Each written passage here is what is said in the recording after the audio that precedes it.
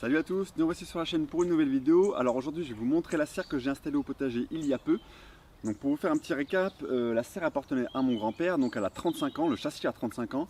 Par contre la bâche a été changée il y a 2 mois environ.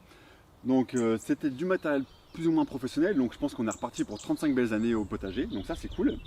Donc maintenant je vais vous faire un petit tour du propriétaire pour vous montrer un petit peu les aménagements que j'ai créés à l'intérieur, les futurs aménagements que je vais créer à l'extérieur, et puis les 2-3 petites astuces que j'ai utilisées. Allez, suivez-moi. Donc déjà pour parler des dimensions de la serre, on est sur 5 mètres de large par 12 mètres de long, donc on est sur 60 mètres carrés de serre, donc c'est vraiment pas mal, hein. En plus on est sur 2,50 m de haut, donc c'est vrai qu'on a vraiment de la place pour passer, on a vraiment du volume dans la serre. Donc c'est vraiment sympa, on peut faire grimper tout ce qui est tomates, courges, même mettre de la vigne à l'intérieur pour créer un petit peu d'ombre. Donc ça c'est vraiment sympa, il y a beaucoup de possibilités avec une taille de serre comme celle-là. Donc ensuite pour vous expliquer un petit peu le montage et la tension de la bâche. Donc en fait on a creusé un trou ici.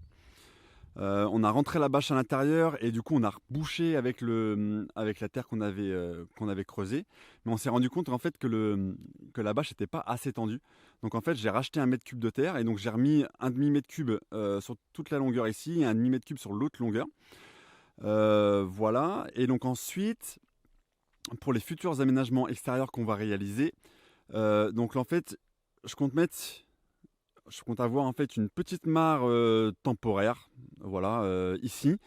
Et en fait, utiliser ce mètre de cube de terre que j'ai mis là pour récupérer l'eau en fait avec des gouttières, avec une petite pente ici et ici. Et donc en fait, on va récupérer l'eau de pluie qui va tomber. Et puis en fait, je vais creuser la mare ici. Et il n'y aura pas de bâche. Ce sera uniquement étanche grâce à l'argile que j'ai dans le sol. Donc sûrement que l'été en fait ça sera asséché, mais en tout cas l'hiver, le printemps et l'automne, on aura quand même je pense une belle biodiversité qui sera ici. Et donc en fait je compte mettre cette mare là ici et de l'autre côté également, de manière à avoir de la biodiversité des deux côtés.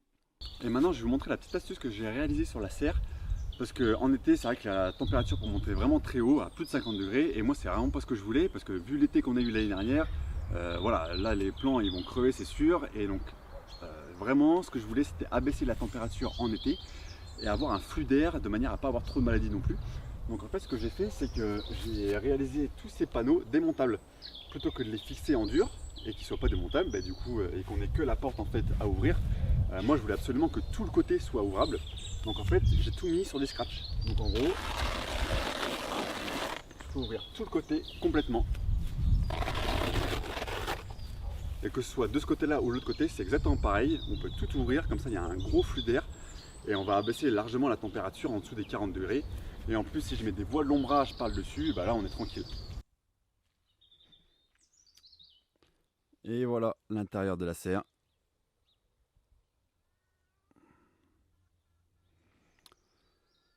Donc oui, j'ai mis des bacs potagers. Alors pourquoi?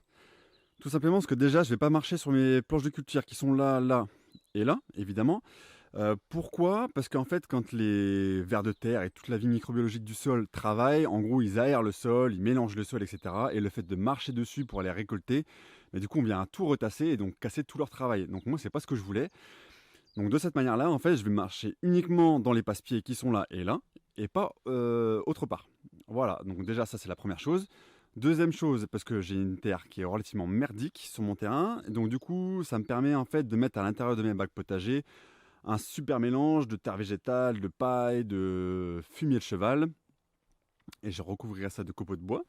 Donc là, comme ça, on sera pas mal pour démarrer l'année prochaine. Et ensuite, dernier point, pourquoi j'ai mis des bacs potagers? Parce qu'en fait, j'ai énormément de ratopiers en fait sur mon terrain. Et donc en fait, ils ont très envie de manger en fait les récoltes que je fais. Donc du coup, ça me permet en fait, dans le fond du bac potager, ce que je fais, c'est que je mets un grillage à poules. Et donc comme ça, en fait, ils vont pas remonter à l'intérieur. Donc ils peuvent remonter à l'extérieur s'ils veulent. Mais en tout cas, ils vont pas les manger, par exemple, les carottes que je vais mettre ici. Parce qu'il y aura un grillage dans le fond du bac. Donc si jamais vous avez envie de voir un petit peu comment je fais mes bacs potagers, j'avais déjà fait une vidéo par rapport à ça. Donc je vais vous mettre le lien qui sera ici, là, normalement. Donc peut-être là, je sais pas. Voilà, donc je vous invite à aller la voir. C'est une vidéo qui avait pas mal marché, où j'avais donné quand même pas mal de super conseils. Donc je vous invite à aller la voir et à regarder ça tranquillement. Ensuite, je vais vous parler un petit peu de l'arrosage que je compte mettre dans la serre. Donc je compte mettre les deux types d'arrosage qui existent, donc c'est-à-dire asperceur en haut et goutte à goutte en bas. Alors pourquoi je vais faire ça? Parce que l'hiver, je vais absolument arroser avec les asperceurs, de manière à continuer à avoir une vie microbiologique dans le sol partout. Donc en gros, je vais continuer d'arroser l'hiver à l'intérieur de ma serre. Alors j'ai des cuves de récupération de pluie, donc en hiver ça tombe tout le temps, l'eau. Donc du coup, en fait, ce que je récupère, je vais directement la retransvaser en fait dans la serre en arrosant. Donc avec mes asperceurs, de manière à à couvrir toute la serre. Et par contre, l'été, je repasserai sur de l'arrosage goutte à goutte que je mettrai directement à l'intérieur des bacs. Et donc là, en fait, on arrosera directement au pied du plant, sous le paillage. Et en plus, on ne va pas arroser les feuilles, donc il n'y aura pas de maladie qui sera créée en fait à l'intérieur de la serre. En tout cas, beaucoup moins que si on arrosait par aspersion, je pense. Donc voilà un petit peu ce que je veux dire par rapport à l'arrosage. Et ensuite, les dimensions standards de mes bacs. Donc là, j'ai 80 cm de large. Là, je dois avoir 1,30 m de large. Et là, je dois avoir également 80 cm. Et dans les passe-pieds, en fait, ils font 1 m, 1,10 m de large, de manière à pouvoir passer une brouette tranquillement. Et en plus, ce que vous devez savoir, c'est que quand on met des plants, par exemple ici et ici, logiquement, en fin de saison, ça déborde vachement dans les passe-pieds. Et donc, forcément, si on met que 60-70 cm de large pour les passe-pieds, là, on se fait vite envahir, s'élever vite la forêt. Donc voilà pour le petit tour de l'intérieur de la serre. Et voilà, c'est terminé pour cette petite vidéo. Si comme d'habitude ça vous a plu, n'hésitez pas à liker, commenter et partager la vidéo, à vous abonner en mettant la petite cloche pour être notifié de chaque sortie de vidéo. Et puis écoutez, je vous dis à très vite sur la chaîne. Allez, ciao ciao!